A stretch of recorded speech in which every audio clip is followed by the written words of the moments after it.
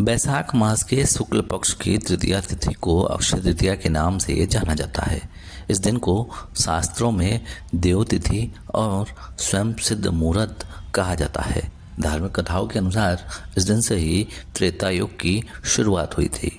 इसके अलावा इस दिन भगवान विष्णु के अवतार परशुराम और हयग्रीव की जयंती भी मनाई जाती है।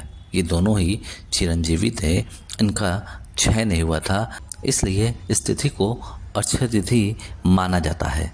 पंडित संजय उपाध्याय ने बताया कि अक्षय तृतीया साल का एक ऐसा दिन है जब बिना किसी मुहूर्त के किसी भी शुभ काम को शुरू किया जा सकता है। अक्षय तृतीया का मतलब होता है क्षय का न होना, नाश न होना। जिस चीज़ का क्षय न हो, अक्षय फल हो, उसको अक्षय तृतीया कहते हैं।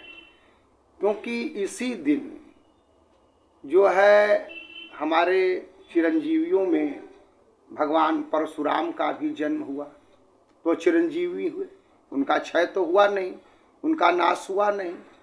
तो यह सत्य तिथि है, यह ईश्वरीय तिथि है और ये आध्यात्म की सबसे ऊंची तिथि मानी जाती है और इससे सबसे प्रशस्त मुहूर्त भी माना जाता है। इसलिए इस तिथि का बहुत बड़ा महत्व है।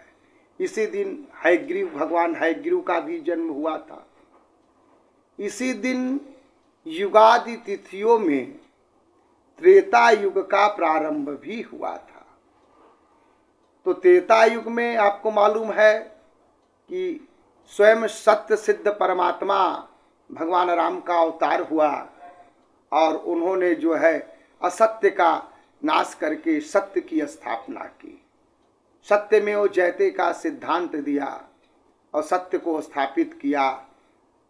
इस वजह से यह अक्षय तृतीया जो है, इसमें किया हुआ दान पुण्य उसका क्षय नहीं होता है। व्रत उपवास हम कुछ भी करते हैं तो चूंकि यह सत्य तिथि ईश्वरीय तिथि होने की वजह से इसका नाश नहीं होता है, अक्षय फल मिलता है। इसलिए यह तिथि बहुत प्रशस्त और बहुत पुण्यात्मक तिथि मानी गई है। इस दिन हमको विशेष करके जल का दान, सत्तू का दान, पंखे का दान, श्रीफल के रूप में हमको बेल का दान, स्वर्ण का दान, स्वर्ण आभूषण का दान, ये हमको करना चाहिए, जिससे कि हमको अच्छे फल की प्राप्ति